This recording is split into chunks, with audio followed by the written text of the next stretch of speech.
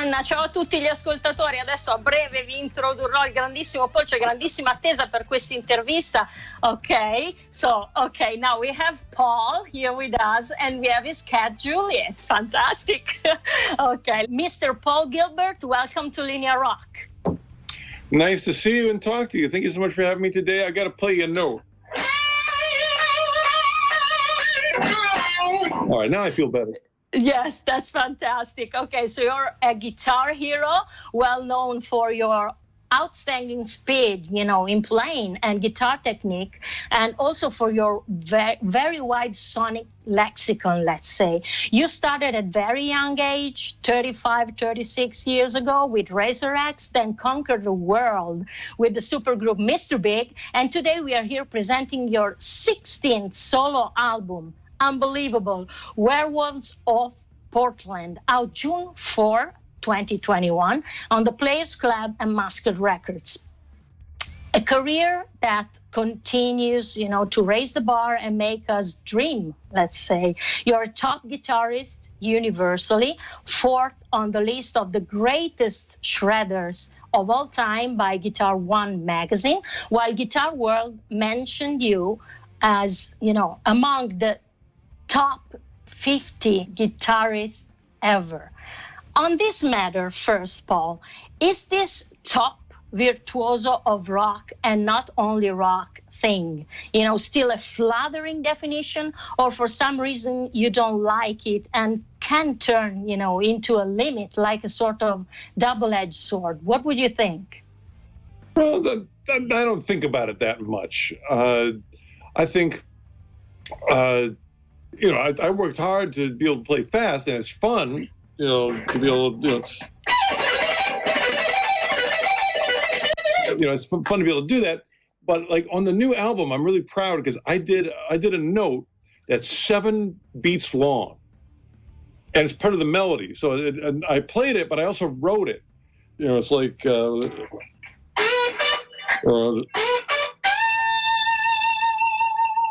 And it's like a really, really long note. And I've never done that in my life. Like that's a really big accomplishment for me to do a note that's like, na, da, da, da, da, da, and then it goes to another note. So I think that's like a new record for me. I've never done a note that long in my entire life. And finally I did it. Okay, so there's always something new to learn. That's a good point. Okay, and what's behind the Werewolves of Portland title? Is it somehow connected to Warren Zevon's Werewolves of London hit? It is connected to that, yes. I grew up with that song on the radio, and it was a funny song because he howls like a wolf. He goes, "Ow, Werewolves of London." And that,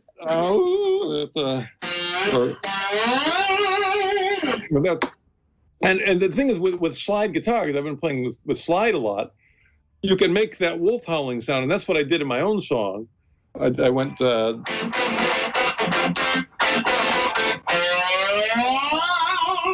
it allows me to get sort of a howling from my guitar. So that's one connection. And during the lockdown, you decided actually to speed things up, play all the instruments alone, and go straight record. Is it a choice that you already had in mind, to do sometime in your career? Or did you get the idea precisely because you could take your time for this new album in the weird, slow situation that we are living in? So it's really a no guests at all this time record? Well, it was hard to give up my plan, because my plan was to have the live band and we can jam and that's what I really wanted. So it was hard to let that go. But finally, after 6 months, I thought, man, I've got to do something to get this record going. So I've always played drums, and I played piano and bass a little bit. And I thought, well, I'll try it and see how it goes. And it was really fun. Actually, I love playing drums so much. It's probably I have a bigger smile on my face playing drums than any other instrument.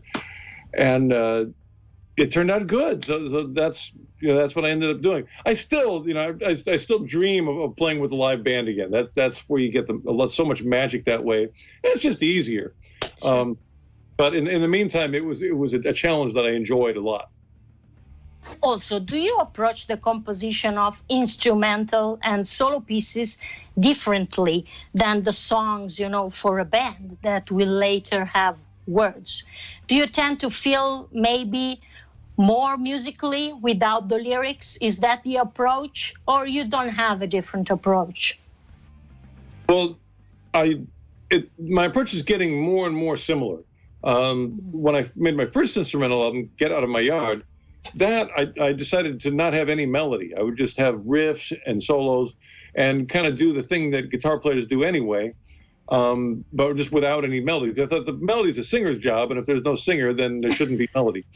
But then I got on the tour with Joe Satriani, G3, and every night I would hear Joe Satriani playing beautiful melodies, and it's like, man, that kind of works. And so from listening to Joe, and also from just listening to great blues and jazz players, I started to get more and more interested in playing melodies on my guitar. And I started figuring out Mr. Big Parts. They got hold on, little girl, and I would do that on my guitar,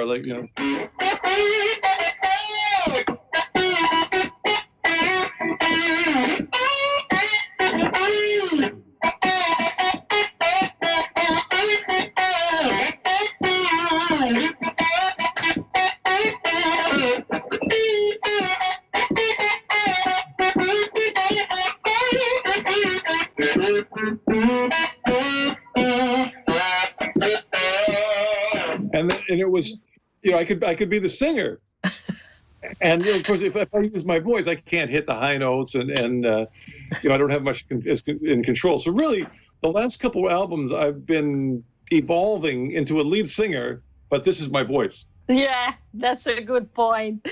Okay, and how do you give titles to the songs with no lyrics? And is it true that you prefer to compose by humming melodies now, as you said, rather than strumming a guitar? Is there any song that actually you started just, with the melody and not on the guitar? Of these new ones, of course. It's a lot. Lately that's what I'm doing is I try to write in my head. And it's a lot easier to write that way. If you have a lyric and you can sing it. But it's challenging to play it, at least if you haven't played melodies before. So again, I sort of studied the technique of playing melodies by copying a lot of singers. I'd copied Janis Joplin, oh Lord, won't you buy me a Mercedes Benz? And I'd get on guitar.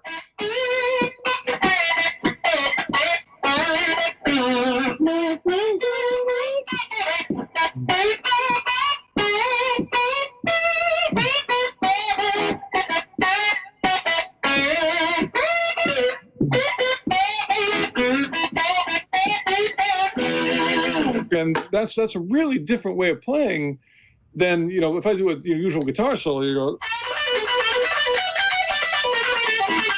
and I like that style, but that's what I'll do for the solo. But it's nice to have a more melodic style too.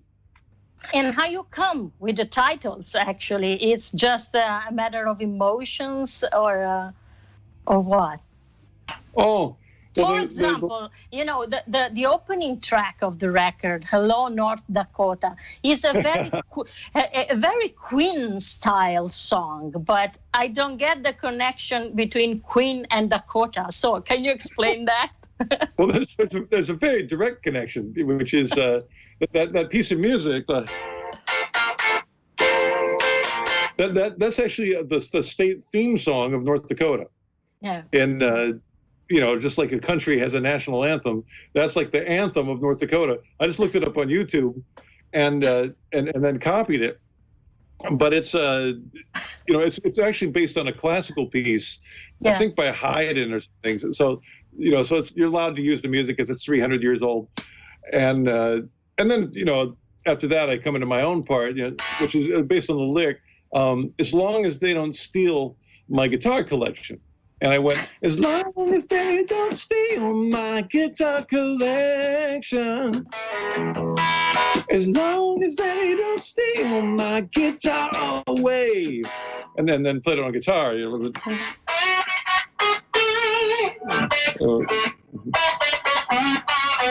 So you know, that's sort of where it comes from. And do you think that analog recording forced, any musicians to be a better musician and even more essential, like a good at first player?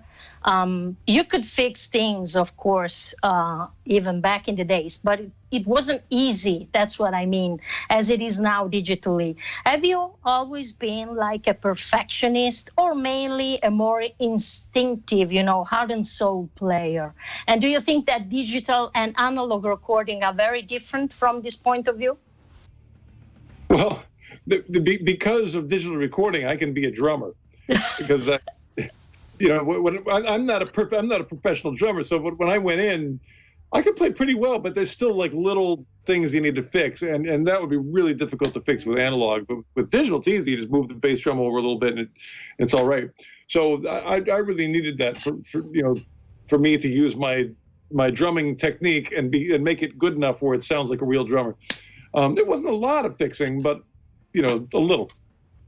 And I think one of the things that's different is the mindset. Like if it's analog and you know that you can't fix anything, it makes you play. You have to make different choices. You decide like, okay, I'm only going to play stuff I know that I can really play with a lot of strength, and I'm not going to screw it up. So you might play a little more simply, but also you get more confidence. So I think that's what maybe the nice thing about analog is not so much the technology. It's more like what it makes you do in your head. Like, oh man, I better play like, the things that I have the strongest grip on. Yeah. How many guitars do you own at the moment? Are they all Ibanez? And how do you normally choose which one to use? Do you have different ones, at home, maybe in the studio and then live, or are the same ones? Yeah. I don't know exactly. I think I've got about 60 or 70. Sometimes I sell them or give them away, and sometimes I buy new ones. They're mostly Ibanez. I mean, sometimes I'll buy a guitar because my Guitar Hero has it. Like I'm a big fan of Pat Travers, okay. So I bought an old melody maker like he used to play, and that actually influenced my Fireman because when Ibanez made the first Fireman, they said, "What kind of neck do you want?" I said, "Well, make it kind of like a melody maker, like my Pat Travers guitar." Okay. And, yeah. So there's a I use them as research, but there are subtle differences. I would say that the main thing right now is the setup. Since I'm playing a lot of slide, and first of all, I put a magnet so it'll stay on the guitar. Very smart. Yeah. And then in order to play slide, you have to have your action up pretty high. Like the strings have to be high above the fretboard, so you can get sustain.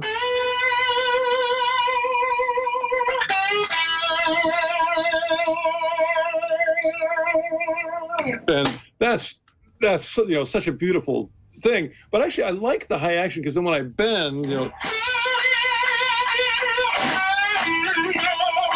I can really get a really good grip on the string, and I can still play fast. So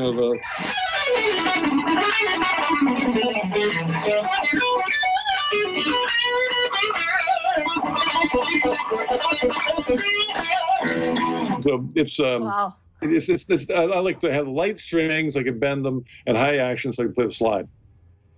And how many drills do you have? And how many of those big headphones that you use on stage? I think I've got three drills, two old ones from the Racer X days, and then one new one that Makita gave me. Okay. And the headphones is just always the same one, or you have more? I haven't worn the headphones in a while. Lately, I've just been wearing earplugs, and I just try to stand near the drummer so I can feel the kick and the snare. Super. It was obviously, destiny that your path would have been to be, such a musician, since you are like amazing. But is it true that you very first took the guitar at young age and then drop it? Why did it happen? What didn't fascinate you about the guitar in the very first place? When I was 6, I took guitar lessons, and my teacher mainly focused on sight reading. So you had to score and you had to read little dots, and Sure. and I just wanted to play, and I wanted to look at the guitar, not a piece of paper, and I kind of wanted him to show me. You know, I've never been a great reader. You know, I've always been a listener. Mhm. You know, I want to play music with my ears, not with my eyes. So so that was, and then I also wanted to play drums. So I quit guitar and I started playing drums. And guess what the teacher did? He made me read. He put the score, and I'm reading ta ta ta ti ti ta, and you know, I just didn't like that either. So finally, you know, I just quit both and then just listened to more music. And years later, I found a teacher who would teach me more by ear. Yeah. And is there anything in music that you still haven't dared and that you'd love to? What's still on your wish list? Or pretty much this record is something that represents, you know, what you are at now and you are completely satisfied? Well, really, my goal is to take all the melodies that are in my head, like the ones I grew up with, like all the Beatles melodies or whatever it is, and be able to play them like really without even thinking about it, like the same way you play like a kazoo. Yeah. Or, you know, with a kazoo you don't have to think. You know, if you want to play, you know, Hard Day, or was it? Oh yeah, I tell you something, I think you'll understand. You know, I can sing that without thinking about it. But on guitar, you know.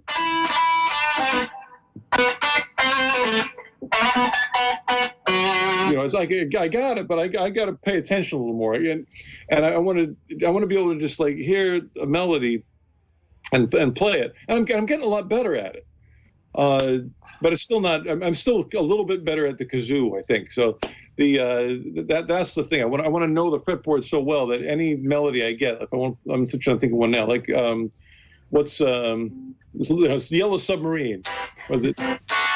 In the town where I was born. So that's or no. Yeah, I screwed up the second note. On the kazoo, I would have gotten it right. You know.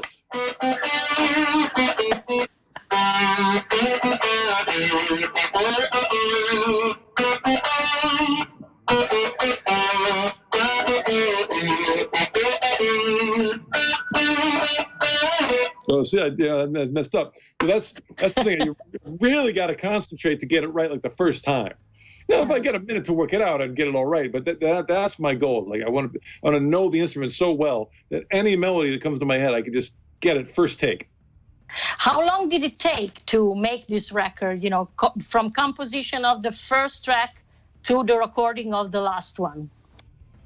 Well, I don't know when I really started to write it, because I think the first song, "Argument About Pie," I had that for a long time. And I knew that was going to be a good one. And then, but the actual recording of it in the studio was about 2 months.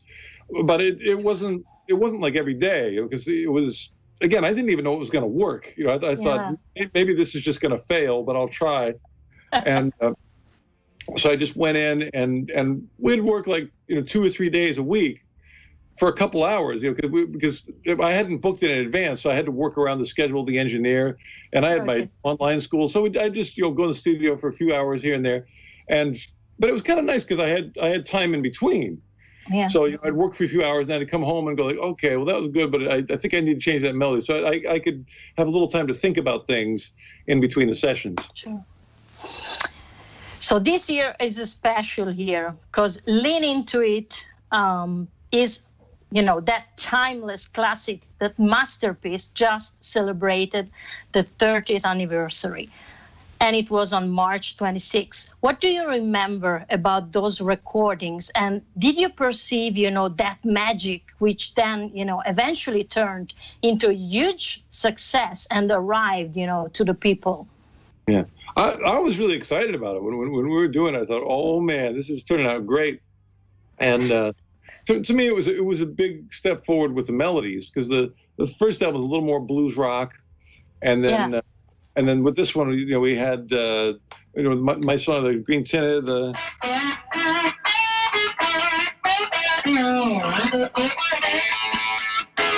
whole. I just knew that was going to be good. And of course, To Be With You, Just Take My Heart, and there were good rock songs like Alive and Kickin'. So I was really excited about it. I knew, well, I didn't know anything, but I thought I was hoping that people would like it as much as I did. And is Mr. Big still an active band? Who and what do you miss the most of Mr. Big? Oh man, well, I had a dream the other night about Pat Torpey, and I miss him. But also, Pat taught me a lot about drumming. Like when I play the drums, I learned how to do double stroke from him. There's a bunch of like John Bonham stuff he helped me figure out, and he helped me get my hi-hat foot going.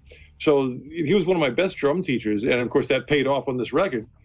And really, I mean, most of the Mr. Big thing I've been thinking about is just the vocal melodies. I love the way Eric sings, and I've been trying to put that on my guitar.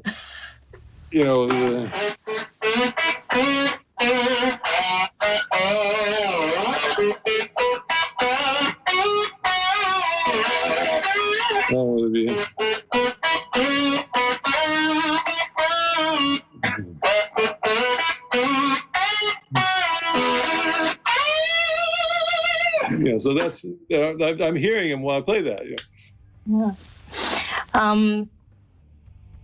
Three things that you'd suggest to your younger self at this point of your career, what would they be? Oh, I would say you don't need to get the perm. Let Def Leppard be Def Leppard. I mean, I wanted to have Def Leppard hair so much, and it doesn't do that naturally. So just straight hair is okay, or